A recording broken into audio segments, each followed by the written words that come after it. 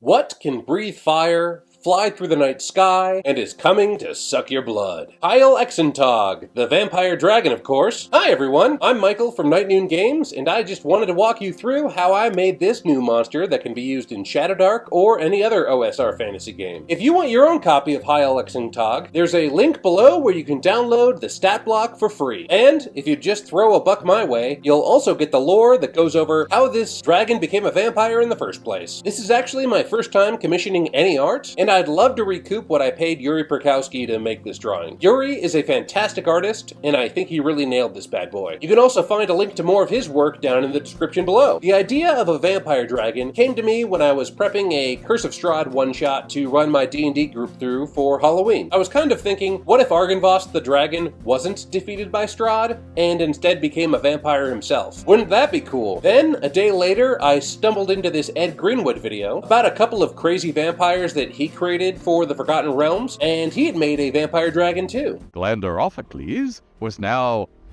a vampire dragon. I went through all the official Shadowdark material and couldn't find any vampire dragons in there, so I thought I'd just make one myself. I actually started this by going to the NPC's name by syllable table in the Shadowdark core rules. This usually only has you roll 4 times to create the name, but since dragon names seem to be a bit longer, I decided to just roll on the last column a second time. I rolled a 6, 18, 5, 1, and another 18. And that got me Hilelxintog. However, when I typed it out, I made a pair of typos replacing the Z with an X, and then somehow I changed org to Tog, and frankly, I like this result a lot better. Hilelxintog. It sounds kind of mighty and also pretentious, and I think those are 2 things that define a lot of dragons. As for building out the stat block, the first tool that I'm going to use is the unofficial Shadowdark monster list. This is a spreadsheet that I made of every Shadowdark monster, and since all of the Shadowdark monsters from the core rules are available for creators to use through the Shadowdark third-party license, you can actually download this for free from my itch page. There's a link down in the video description below, so you can check that out. So there are plenty of rules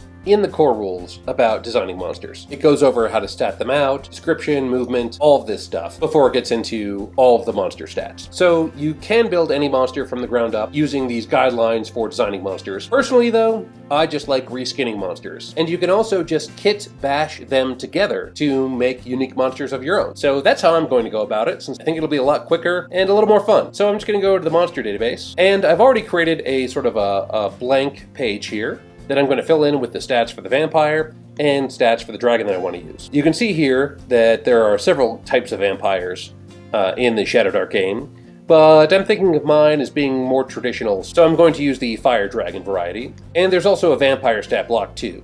There's vampire spawn as well, but I don't think we're going to need them for anything. I'm going into the database, and I'm going to grab the vampire line, and I'm going to copy it on in there, and then I'm going to grab the line for the fire dragon. There it is. So essentially what I'm going to do is combine all of these stats together to make one like hella awesome vampire dragon monster. Vampire dragon, here we go. I like to move from left to right, but I actually think that starting with the level makes the most sense in most cases. So because this dragon is now a vampire, I think it's going to be a little bit beefier than it would be in dragon form. A little bit harder, since it's going to have more abilities and probably higher HP and stuff like that. So instead of making this 17 or an 11 or somewhere in between, I think I'm going to crank this puppy up to about a 19. As for the AC, I think it probably hasn't changed. It's probably just as easy to hit, or just as hard to hit rather, if it's a vampire than if it's just the regular dragon, so that'll stay at 18. There is a formula in Shadowdark that's used to calculate HP. If you're familiar with D&D 5e, you know that monsters have different hit dice to determine how many hit points they have. But in Shadowdark, to simplify things, a D8 is the only die that's used. So there is a formula for this, and I'll just make it a formula here in Google Sheets. It is whatever the level is, times 4.5, and it's 4.5 because that is the average of a D8 roll. And then you also add the Constitution. And you only do that once because Constitution in Shadowdark is only added on the first level. And then I'll just make sure this is rounded to be a nice round number. So as for the attack, I think it sort of needs a little bit of both of these things. So I'm going to say it can do 2 bites and 2 rend. And then it's also going to have the option to charm or breathe fire too, because why the hell not? So 2 bite. I think this is going to be a little more powerful. So plus 11, and that's only because the level is much higher, going from level 11 to level 19. And that's going to also be 1d10 plus blood drain to make it a little bit more menacing. And 2 rend, that's also plus 11, and we'll keep that at 2d12. Or 1 charm, or 1 fire breath. So there's sure a lot of options there for this vampire dragon. The reason why I didn't up that 2d12 at all, even though I did go up higher in level, is 2 levels isn't that much. And if you look at other monsters in that same level range, so we're at the level 17 through 30 tab, you're not going to see very many abilities that can really do much more than 2d12. And if they do have them, there's a chance to save on them as well. So I think 2d12 is kind of where I want to max it out at. As for movement, I think double near fly is pretty standard for a creature of this level. And again, if you look through this list of creatures, just to kind of compare, you see a lot of these double, I mean, that's the dragon we were looking at originally. Double near swim, double near fly, because it's kind of slower, double near fly. Ooh, triple near. Now that's pretty crazy. So I think sticking with double near fly is going to be our best bet. As for strength, I think it's going to be just as strong as just a dragon.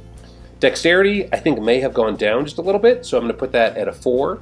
And that is because I think being undead is a little hard on the body, so not quite as quick or dexterous as it once was. Constitution, I think this guy is still quite a beast. So again, we're going to have this at 4, and you'll see that the HP goes up when I do that, up to 90. Great. As for intelligence, I don't think this vampire dragon has gotten any less intelligent, so we're going to change that to a 4. That is in line with what it was when it was just a regular dragon. As for wisdom, that's a little bit tricky. As a dragon, the dragon had a lust for gold, but now it's a vampire dragon. So not only does it lust for gold, but it also lusts for blood. And having that sort of need to devour blood or to drink blood, I think is going to actually take its wisdom down a little bit. That's just because it's going to be so focused on getting blood that maybe it couldn't spend as much time thinking plans through or really ruminating like it once did when it was just busy sitting on its pile of gold. So I'm going to say that's a 3. And if you disagree with me on any of these decisions, feel free to leave me a note in the comments below. I genuinely would want to hear what you would do differently, because it's just fun to hear however people would build their own monsters. And really, there's no wrong way to go about it. That's sort of a tenet of games in the OSR, is that not everything has to be balanced. Sure, there are ways that I could probably perfectly balance this monster, but it's totally okay if it's not balanced. If a group of adventurers goes into this vampire dragon's lair and they can tell they're going to be totally outgunned, it's okay to force them to have to retreat sometimes. That's just part of the game. Moving on, for charisma, I think maybe this dragon is a little less charismatic as a vampire, so we're going to put that at a 4. Alignment, I think you all know it's got to be chaotic. And then we already decided the level. As for the abilities, I'm just going to mash up the existing abilities from the dragon and the vampire, and I might put my own spin on it just a little bit. I think this definitely has Supreme Undead, so it can only be damaged by magical sources, and is immune to morale checks. And of course, fire blood. Well, actually, now that I think about it, vampires usually don't really have that much blood coursing through their veins because they are undead. So, although I think this vampire can still breathe fire, I'm going to not allow it to have fire blood. So, it won't be immune from fire like a normal fire dragon would be. As I mentioned earlier, this would still have charm because that's just such a fun vampire ability. And I do have to change this text just a little bit. And then I do think that it can still shape change, but I'm going to add like a little twist in here. So I think that in place of attacks, it can turn into a bat, wolf, or back into its regular form. In other games, for instance, I think this is the case with D&D, vampires can also turn into mist. I kind of thought about that, and maybe this vampire could turn into mist, but since it's a fire dragon, I thought to flavor it a little bit differently, it would be cool if it could turn into some sort of flame, so a ball of flames. So this can turn into a bat, wolf, or I'm going to call it vampiric flames. And then I'm going to say weak against water while in flame form. Excellent. And finally, definitely has to have the vampire ability. However, I don't think that a vampire dragon like this would sleep in a coffin, so I'm just going to put lair.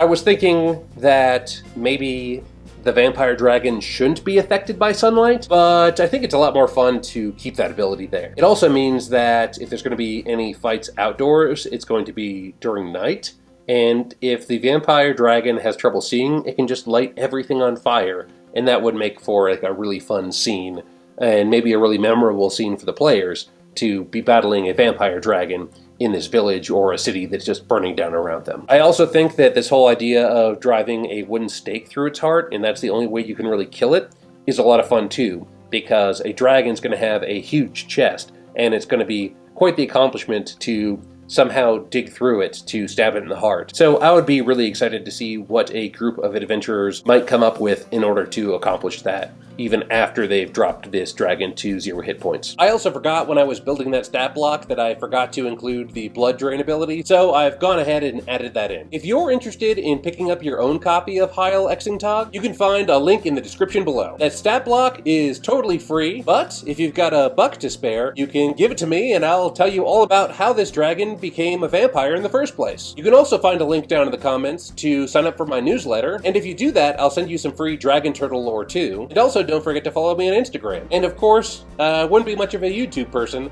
if I didn't remind you to also like and subscribe. Until next time, stay inspired and keep those dice rolling. Thanks for watching.